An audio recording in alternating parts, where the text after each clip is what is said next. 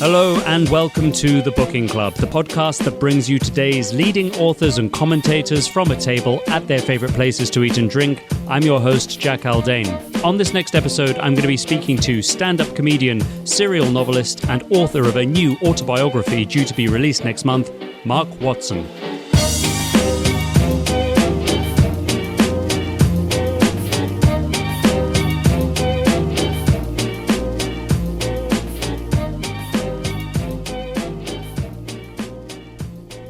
Mark Watson. Mark, thank you very much for coming on the Booking Club. How are you doing? Thanks for having me. What you've got in front of you is an early proof of the book. And I haven't actually seen one of those myself. I've just received the first copy of it. But I was just thinking, given how much work it feels like the book was, what a slim volume it looks like when it's actually down in front of you. Yeah, these limited edition early proofs look like sort of academic books, don't they? They look firstly like academic books. And as I say, almost an insultingly small amount of actual matter for what you've put into it. Yeah, you wouldn't think that 8 deaths and life after them would fit into that. You'd hardly think any sort of story would fit into that, to be honest, yeah. It's like when people, and it's a nice thing to say, but sometimes people go, I read your book, went through it in a day or a weekend, and it's obviously a compliment, but you also think, Christ, that was like 2 years for me to do that. You sort of want it to be like, I was going to say like a TV series, but actually people can also consume an entire TV series in a weekend. Basically, we just consume stuff at a far greater rate than anyone can possibly make it, I suppose. Absolutely. Especially these days. You're already touching on things that you bring up in this book because, of course, a big theme of it is the pressure that one can put oneself under, particularly as a content creator, to constantly produce and never feel like the work is done. And every project that's either been finished has lost all value because it's finished, and every project that hasn't yet started is the big thing that is going to complete them and make them feel adequate as a person. I'm racing along here. This is a reasonable summary of at least part of the book, yeah. As the labels in this book show you, I found it quite a life-enhancing book, and I might say a bit more about that in a moment. Very generous of you. For the time being, could you explain to us why you've chosen the German Gymnasium in King's Cross, England's first purpose-built gymnasium? Yes, it's not... no longer a gymnasium. I was going to say, I've not just brought you to a leisure centre, no. It's now a bastion of calories. Yeah, it's almost the opposite of an exercise venue now. The architecture is quite eccentric. It basically is, there's an old domed wooden ceiling and like very high ceiling. It's basically quite a spectacular building, which you can just about imagine having been a Victorian gymnasium. And so it was built in 1865, it says here, for the German Gymnastics Society. And it incredibly hosted events at, well, it says London's first Olympic Games back in 1866, but the modern Olympics began after that. So I don't know quite what they mean by that. There must have been some sort of unofficial. Anyway, I tend to love buildings that have served a variety of purposes over the years. You can just imagine all of the different lives going in and out of them. Yeah. Like there's a hotel one of my novels was based around in Marylebone called The Landmark. Oh, it wasn't called that in the book, but it was that hotel that gave me that. And that it is now a quite dated luxury hotel, but it's previously it was used as a military hospital during the war. Then it was used for storage of government documents and stuff. So again, I like sitting in the building and being able to picture 100 years of quite discrete human activities passing through there. But as I also said to you, my food tastes are quite simple, and although it's no longer a German place, it still is German cuisine here, which means it's almost all sausage and schnitzel type food. And the final thing to recommend it is, even though I've lived in London a long time, I get lost quite easily, but this place is right next to King's Cross Station, so it's almost impossible not to find it. Your new book, as mentioned, Mortification, 8 Deaths and Life After Them, is your first autobiography. Yes, I've always been quite suspicious of people relatively young writing autobiographies, but I now feel I've been through enough stuff. I've at least got one in me. Yeah. Dedicated to your parents, who you say you hope don't read it. It's a weird one. There's quite a lot of self-revelation in the book, which my mum is a worrier in particular. She worries that I'm drinking too much or working too hard or being too hard on myself, all of which are things that are chronicled in the book. So I'd rather not put it into her head those ideas. I'd like them to sort of take pleasure from the fact the book exists, but not necessarily wade into it too much. And it's due out in August next month, so looking forward to that. Congratulations on the book, by the way. As I say, Thanks. I found it a surprisingly cathartic experience to read. Though the book deals with a lot of life lessons of a showbiz professional, its lessons are as relevant, I think, to anyone with a smartphone as to a comedian with a microphone. I mean, it made sense to me, as I read it, that someone in your line of work, looking around and seeing how performative life has become in the age of social media, would want to weigh in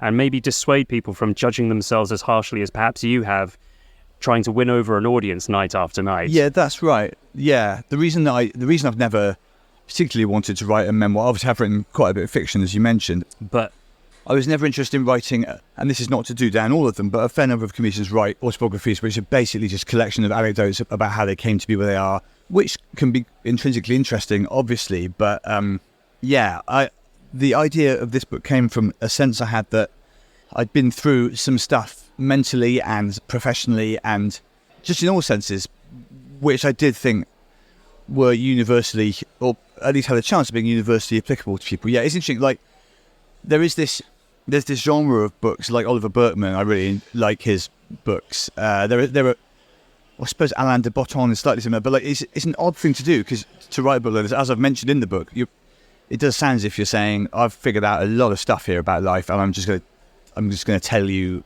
how things are. Like, I didn't want the book to be that, obviously, but I did want to offer it up as just a kind of a selection of things. I think I said in the book is as much to remind myself as anyone else, really. I feel like there have been lessons which I've learned, quite harsh lessons, from being in the public eye a little bit and from working as doing entertainment, and that as much as wanting to convey them to other people, I want to secure those lessons for myself, because I'm constantly unlearning the stuff. I think like messing up, failing, getting knocked back, learning from that's the conventional narrative. But then in reality, you often forget all over again, or something else knocks you down. So the book is it's a chronicle of a section of my life, but I also want it to be something that I can go back to and say, well, we've been here before, you've even written this down before. But I quickly found I was less interested in writing about comedy deaths and more interested in just the many ways life can go wrong, and how a life in entertainment does act as a kind of good metaphor for a lot of the things we all do. And as I say, I like to hope it's more relevant in this age than it might have been 20, 30 years ago, because, as you've mentioned, we are all performing in life way more than we used to. We're all competing and comparing way more because of smartphones, because of the social media, because of all of it. We live lives where we all seem to be operating under a permanent kind of scoreboard, and everyone is conscious of that, I think. And though I understand that you didn't want this book to come across as saying, it's all right, guys, I've got it figured out, somebody in your line of work is better placed than most to say, look, if you feel like you're always on, believe me, I know how that feels. Exactly. And yes. The thing is that anyone who spends less than a minute on Instagram, the sense you get is if you're not base jumping off of the Burj Khalifa in a wingsuit every Tuesday, nobody's ever going to love you. Which I am not, by the way. I've been to the Burj Khalifa. I've got absolutely no intention of jumping off that thing. When did this hunger for achievement comparison really start? I think it was very early on. I mentioned in the book some like relatively silly examples of like trying to write my own newspaper. I wanted to be the first kid to edit a national newspaper.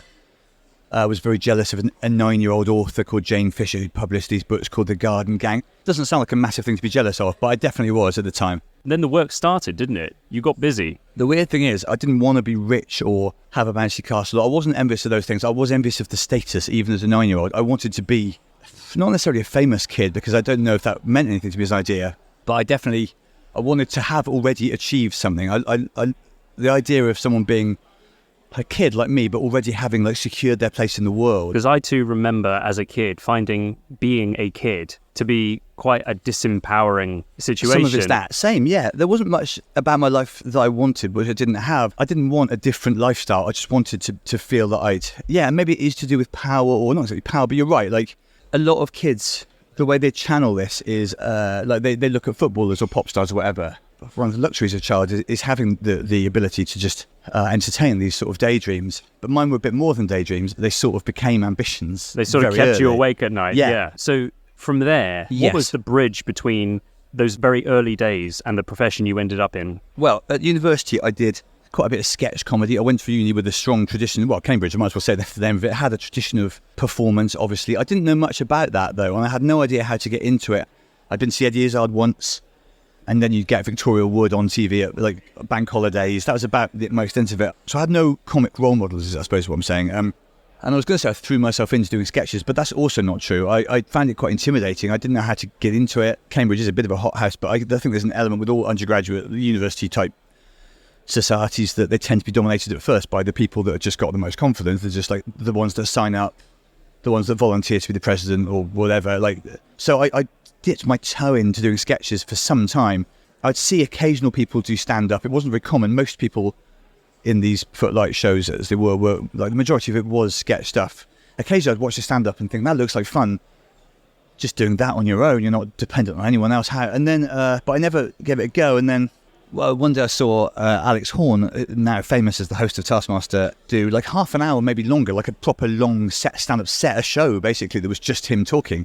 In those days, he did a lot of puns and one-liners and stuff. And again, I remember thinking, that looks like a lot like what I'd like to do, but I didn't have any reference point for it. Apart from I did a little bit of public speaking at school, after dinner speaking, debates, that sort of thing. I thought, well, I was good at that, and this appears to be a world where that can be your thing. But again, it was far from clear how to do it. And then I tell the story in the book, and it's almost feels a bit too convenient as a sort of your big, well, it wasn't really a big break, but it was a breakthrough moment. There was a professional comedy night, like a touring roadshow coming, I think Jongleurs on the Road, which probably isn't a thing anymore, but and they came to our college, and they had a dropout. One of their acts dropped out at a very short notice. And because I was known to have done a bit of comedy, the entertainment guy from our college just knocked on my door and said, I don't suppose you'd fancy doing a bit of stand-up, just filling in. They must have, now I know as much as I do about comedy and the industry, they must have tried to replace it with another professional actor. They can't have been relying on the university, but that would never happen these days, I don't think. They must have offered it, the money must have been terrible for the gig. They must have offered it around, failed, in desperation turned to the college and said, don't suppose you've got anyone that could just do a bit. And I felt counterintuitively, you'd think it would be a terrifying way to do it, because everyone you know is there and knows who you are, and if it had gone wrong. But I think it was the opposite. I felt like I had nothing to lose, because the other guys were pros and they were actual comedians that had been paid to do it, and I was just some guy from college. I felt like, plus I knew I could tailor it very specifically to, so all my jokes were basically about the college itself. They're like that stuff. And you're right that first gig actually went reasonably well. It did give you the confidence to continue. Yeah, an awful lot hangs on your first few experiences of doing that. I had, as I said, an unusually supportive environment, because there were 100 people there, maybe more. Some of them were my mates. I didn't have loads of mates at college, really. I had a couple of close friends, but I wasn't unpopular either. I at least felt as if I knew the vibe. I knew, there was a lot in my favour.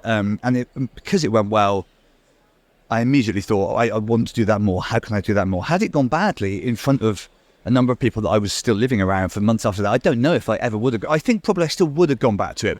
Well, we shouldn't forget that the name of this book is Mortification, after all. Well, we need to talk about the first time that you died on stage. Well, it was 2 or 3 years in. It was a very rough comedy club in Maidstone in Kent. The people just didn't want to listen. By now I had a bit of a niche as a comedian. I'd won a competition. I'd had quite a nice, relatively speaking, a nice introduction to comedy. I'd played a lot of quite friendly clubs. Because I'd won a competition, I had a short-lived, but at least a springboard to having, getting booked for slightly nicer gigs. And I think what made it particularly bad was so it was a real, if you're watching a film and a comedian was dying on stage, this is exactly what it would be like. Apart from in films, there's always a screech of feedback from the microphone when someone's doing badly. Not just comedians, singers. Yeah. And that's only in films, I think. That hardly ever happens. But you know straight away if a mic wails like that in a film, something terrible is about to happen to the performer. That didn't happen, but every other cliche of a terrible comedy gig did happen. And what's going through your mind as this happened? It was a combination of the panic and adrenaline, but bad adrenaline that you might imagine, and then also a kind of shock, basically, because even though, and I said this in the book, I was not really arrogant, but I'd done a couple of years of gigs without anything quite like this happening. And part of the problem was a lot of them have been university gigs. When you're a newcomer, one of the ways you get stage time is student unions, and those gigs can be a bit restless, but very rarely people be hostile. So I think there was a part of me that believed I was somehow better, that I wouldn't ever experience a truly mortifying, awful death. And there's literally no comedian in the world that is that good. It is not. I don't think it's possible. I don't think I've ever spoken to even the best and most successful comedians I've ever met without them having loads of stories of things having gone badly. But I was just coming out of a moment where I thought, maybe I'm just really good at this. So all my defences were torn away because I didn't have enough experience to know what to do. Comedians talking to one another about their experience of dying on stage, does it feel often that while you can relate to what they're saying and vice versa, no story of a death their end is ever going to make the death that you've experienced feel any less mortifying? It's a little bit like how before you have kids, people always talk about how tough it is, how overwhelming, exhausting, how it changed your life. And it's not that you don't believe them, but you sort of think, yeah, I'm sure, but still, I'm going to have a crack at this. And then a year in, you're that exact same person warning. It's like the Ghost of Christmas Future or the Ancient Mariner or one of these things. Like you become that dad going, I know you think you know it's going to be tiring, but it's worse than that. So it's similar, I think. Yeah, you definitely do relate to it. And I've even seen very good comedians, much better than myself and more experienced, have a tricky time. But yes, it's a classic case of not being able to fully imagine it until it happens. I think like a lot of life's tough situations, actually, one of the things about being a human is you do have this, even if you're not particularly, I wouldn't describe myself as a bullish or particularly optimistic person, but all of us have this feeling that like, sure, I've heard about that being difficult, but when it comes down to it, let's see how I deal with it. Certain things in life, parenting is a good example, but there are lots of examples. You can only learn how to handle them by coming out the other side, and they will always be more difficult than you thought, even if you think you factored that in. You know this menu better than I do. What do you normally go for? As you say, it's a German menu. Yes, it is literally and figuratively meat and potatoes. Not a particularly summery menu, No. but then this isn't a very summery season. No, it's not, actually. This could easily pass for October. I think my favourite thing is the veal schnitzel, the Wiener Schnitzel, actually, or Wiener Schnitzel rather, which is about as straight down the line German food as you can get. I was considering that. Do you think that's worth going for? I think I will go for that, I think. I am one of these people that like overthinks ordering in a restaurant, and if I see someone else that I feel has out-ordered me, I feel sort of remorse. I'm a marketing man's dream, really. You love a good comparison. Yeah, even here I'm competing subtly with the other diners without fully acknowledging it to myself, yeah.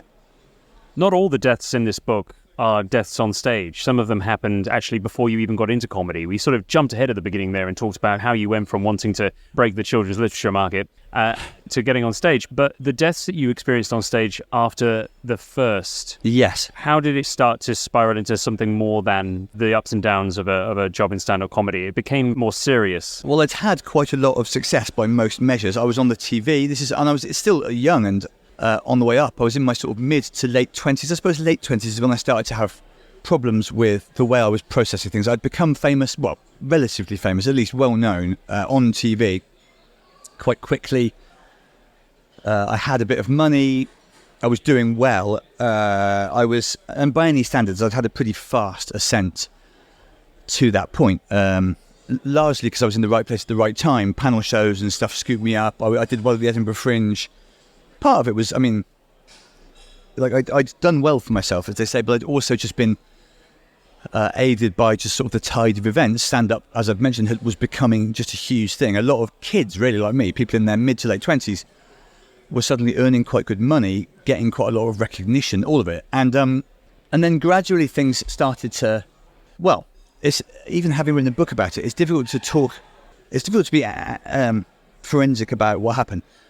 There came a point where other people that started out with me were doing slightly better, where I was starting to be passed over for some of the gigs that I'd previously got, where my sense of a sort of not quite frictionless rise, because as we've mentioned, I had nights like that awful one in Maidstone, that first death. I'd had bad gigs. I'd had knockbacks, of course, but things were going pretty well. And then I just started to get the creeping sensation that they were either not going as well or I wasn't going to be as successful as I maybe thought. It's difficult to explain what my ambitions were, but they were kind of boundless, I suppose, in the same way that that kid wanted to do things like be a published author or be somehow as much of a pop star figure as Aled Jones, these weird ambitions. Having been given a taste of success as a stand-up, more than a taste, having been given a decent helping of it, I suppose, and I wasn't consciously thinking this, but I suppose my brain did start to go to places where it shouldn't be going. I started to think I could be one of the most famous stand-ups in the country, in the world, because those things weren't that far out of reach. I was one of the biggest acts at the Edinburgh Festival already. I was on TV a lot. It wasn't obvious what I thought wasn't happening. Some of it was obvious. Some of it was just as simple as comparing myself. There started to become, like, there was a point where I hosted the NME Awards, and I can only have been about 28, 29. It was a massive gig. It sounds to me like you'd won, but you didn't realise you'd won. Yeah, when I look back at that period, by most standards, things were going well. Like I mentioned the NME Awards because that's a night where, so it's on Channel 4, people like Blur and the Cure were there. It was, you would watch someone hosting that, as I was, and think, that guy must be a really famous guy. And then, it didn't even go badly. It was quite a thankless, difficult gig, just loads of coked up music industry people.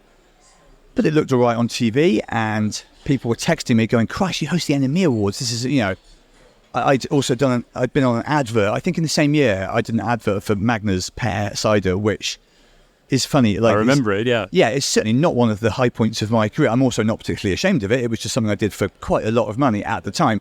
Turning 30, where I noticed I wasn't quite getting those anymore. You might go on and do the Brit Awards after the NME Awards. I didn't do that.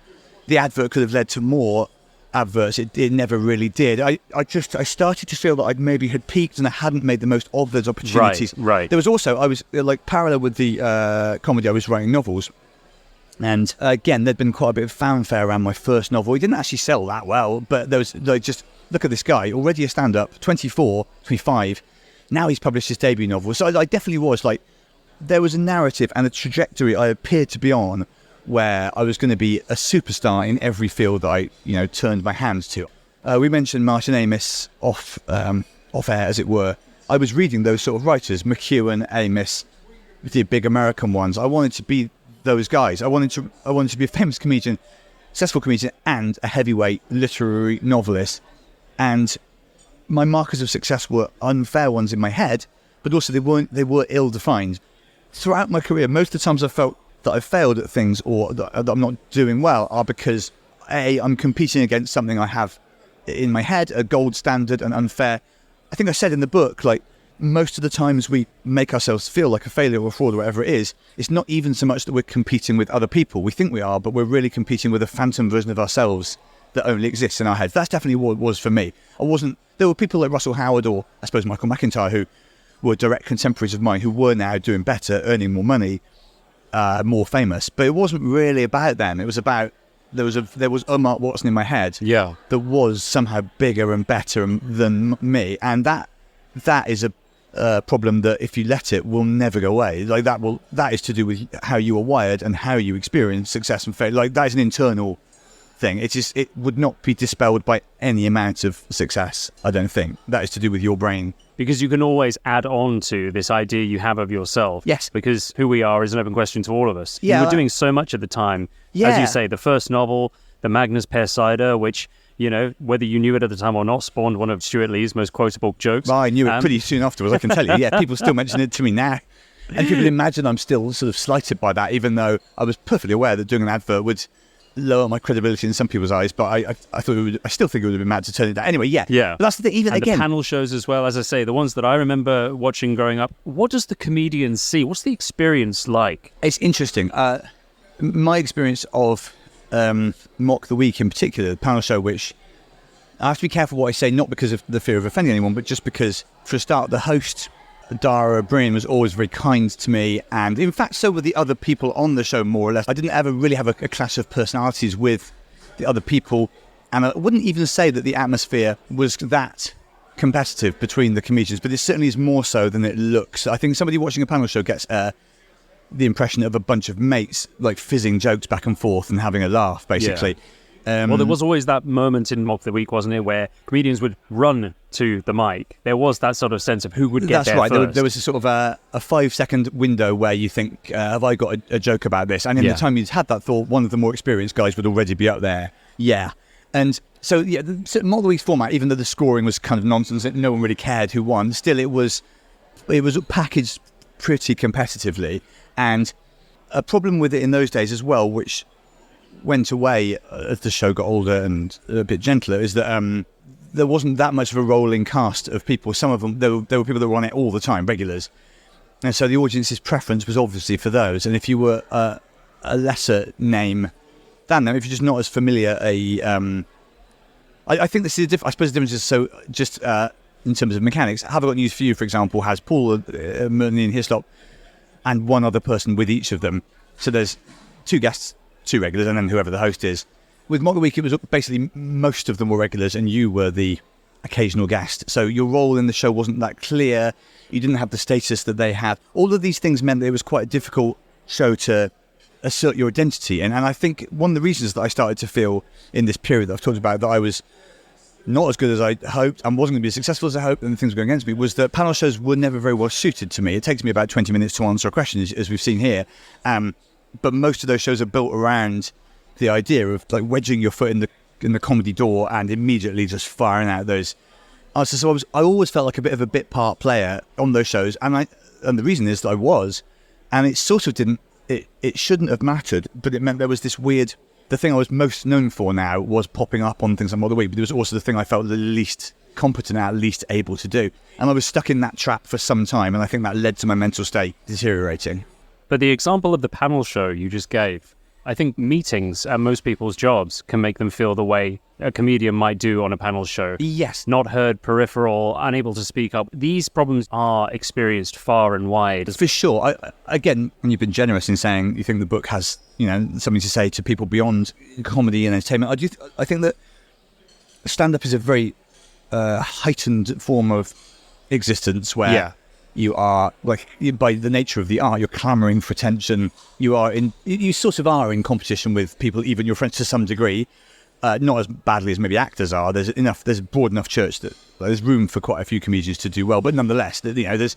So, but yeah, there are other ways in which the problems of a comedian are exactly the same as the problems of anyone else. It's just that going through it as a comedian is a maybe more public and more extreme way. But yes, it's this, I think all of us.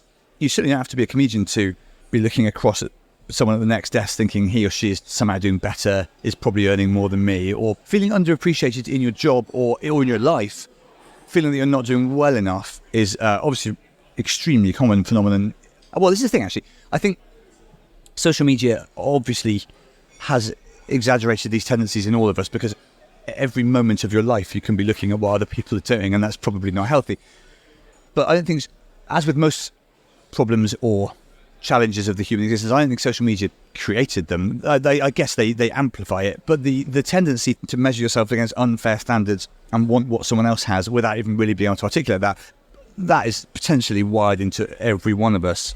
It's not this is a slightly side issue, I suppose, but it's not purely that it's not good to be comparing yourself with people. It's just, as you say, Twitter in particular, but also Facebook, which I never really go on now. These things are endless conversations, and the bottom line is I don't think we're designed to be in endless conversations. Part of the reason I stepped away from Facebook was that every day I was hearing the inner monologues, desires, reflections of 70 or 80 people before I'd even got my head together in the morning. And I don't think that is, sometimes we've all had the experience of scrolling through Twitter, reading about 15 different opinions on 15 entirely unconnected subjects. And then you look in the mirror and think, hang on, what am I doing? I'm not even woken up. It's absurd. You get out of bed in the morning and start scrolling through your phone, and you end up saying, shut up to the screen, as though you haven't voluntarily decided to pick it up and start scrolling. It's like you've walked into a really noisy building and you're asking everyone to quieten down, but you didn't need to walk in there, for sure.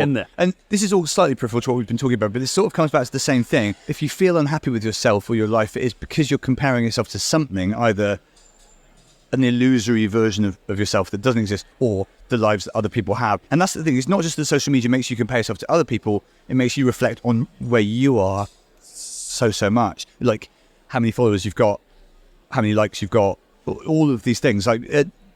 Social media does again, it's not intrinsic to it, but it carries the danger of making us all massive narcissists, because who you are, what you present to other people, how is the Mark Watson brands doing? It goes way beyond comedy and entertainment. All of us are now walking around as brands, I suppose. Well, exactly. Yeah, exactly. And that's a very, very odd thing to be saying. and that's, again, I know I've made this point already, but that's why I think somebody who deliberately went into the profession you did to build a brand and has learned what showbiz at the coalface looks like is now looking at a world that has been kind of molded around the rules and metrics of showbiz, and is saying to people, believe me, this is not a healthy state of mind to be in all of the time. I've been there. You don't want to go there. That's right. Everyone is now living like a stand-up comedian. Yeah. In some cases, literally, as soon as there's a news event, you see, it is quite an existentially interesting moment for a comedian where whatever happens in the news, there'll be 50 gags about it, some of them really good gags, on your timeline, mostly not from comedians.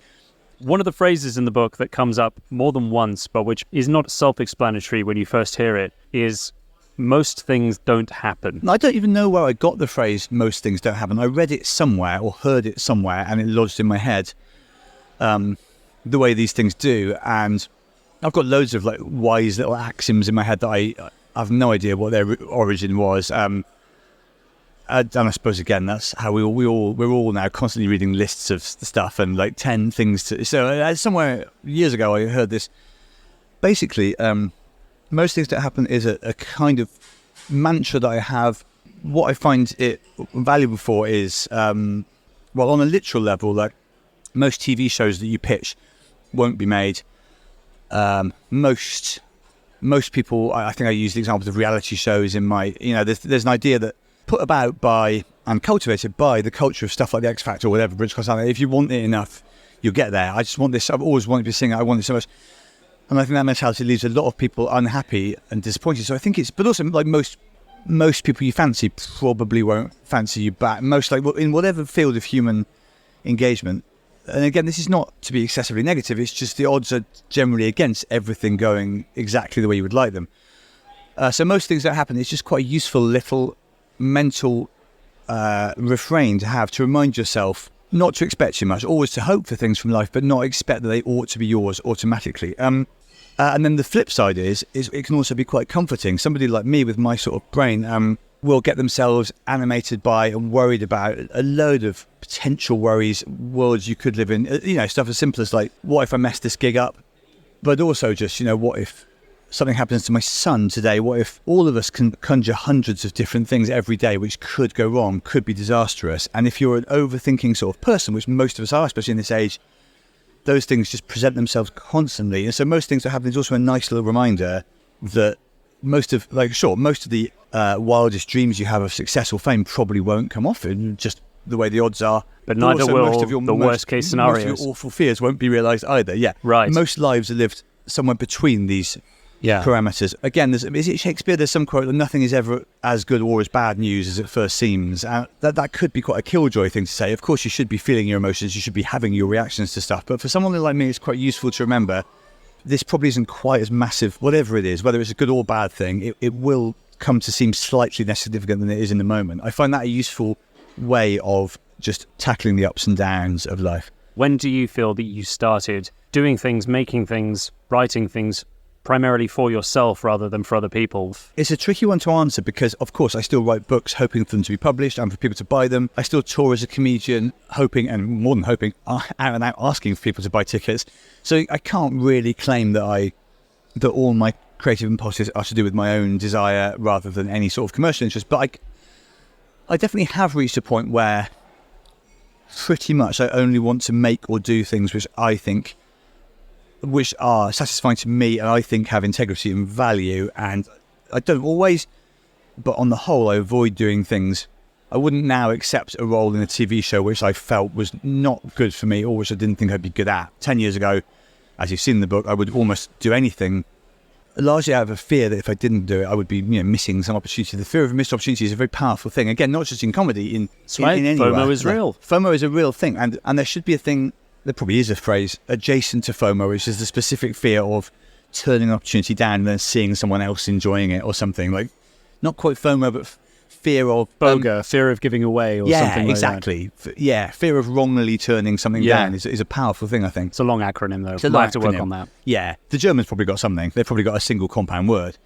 The entertainment has so much. There is so much strategy, so much management. There are so many concerted attempts made to go down specific paths, but I have learned that if you just try to create the things, do the things that you most want to do, you might be rewarded richly. But even if you aren't, you've still had fun. You've still done the thing. That's why it's complicated to talk about. You can't just say build it and they will come. You can't just make out that if you're a band, just keep making the music you want to, and eventually you'll get there. Because you might not. Well, even if you're good, people might just not like that. For every truly niche band that have achieved mainstream success, there's got to be 10 of those guys making similar music that no one wants to listen to at all. Right. So it's misleading to make out that if you just follow your instincts, you'll always be rewarded. But you will be rewarded in the sense that you've got your album, you've got your book, I think. Keep making the stuff. Yes, I've learned that I want to keep making stuff because I want it to exist more than I want to earn money out of it or followers. I'd like those things as well. I'd like people to read my books.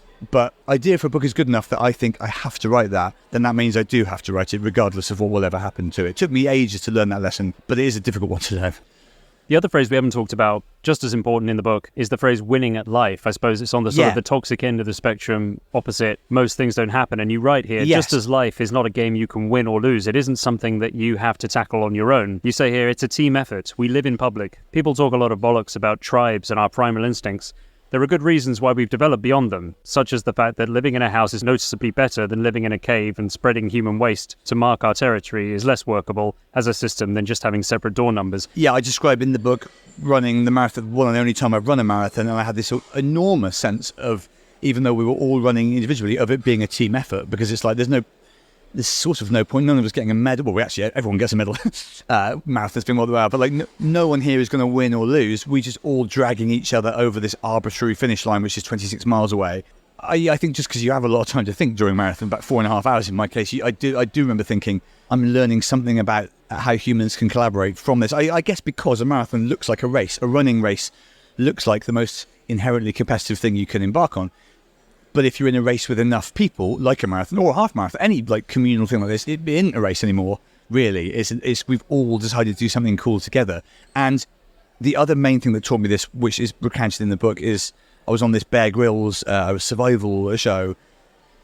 And survival show is the phrase rather than reality show. It's called The Island. It's slightly similar to I'm a Celebrity, but I would say, although I'm biased, more grueling, because you're exiled on this island with no food or water and no support at all, and you just have to survive. And I talk about in the book how I was really, really struggling with, I had terrible fear of lightning, which there were storms every day. I felt mentally and physically shot to pieces by the first even week or so, but so did everybody else. But all of us were kind of experiencing it individually, and I felt like I was, again, this feeling of I must be doing something wrong, so I'm having a terrible time here. Gradually, we only could have survived that experience as a group, as a collective. And when I came home, I thought about it a lot and thought about the fact that I'd made myself vulnerable to those people and they to me. We'd worked on it together. And again, it was just, whereas I'm a Celebrity, or most of these shows are competitions, someone is voted off, someone loses. This was not about losing or winning. It was literally, can 10 people that don't really know each other collectively survive, win, not against each other, win against the situation. And again, I felt like I learned something about life from that. It's like, of course we're all in competition. Everyone wants like nice stuff from life. And so if somebody else has it, it feels as if it diminishes your opportunity to get it. And sometimes that's true. If Harry Kane plays for England, then another centre forward can't have that shirt. But most things aren't like that. Most things are not zero sum. Most things are not zero sum games, and I believe we act as if that is. Absolutely, yeah. We act as if most things are, and that is at the root of a lot of unhappiness. The sense that whatever happens for somebody else takes another slice of the cake away from the table until there will be no more happiness left. Whereas as humans, we have the capacity to keep making more cakes of happiness, to keep generating more stuff. That's not right. Always, but usually, even in the case of, say, if you want to be a movie star, Margot Robbie is playing Barbie, so you aren't in that role, sure. You can learn things from watching her and go on to be successful yourself. Even if you feel intense jealousy of people doing amazing stuff, we all do have the ability to unlock something in ourselves which channels that into positivity. You read a book, you're envious of the author, you write a book, it can be done. Even things that do appear to be zero-sum games are still calling you to achieve things on your own terms, I suppose. As soon as you start thinking, did I win or lose my life, you just start asking the wrong question and you're likely to get the wrong answers. Again, I'm a big sports fan, but life isn't like football in a key way. Someone else doesn't have to lose for you to win in almost all situations. So that's why I think even though winning at life is just like a sort of twee thing that people bandy about on social media, I think the existence of it as a phrase tells you something that's wrong with our collective mentality.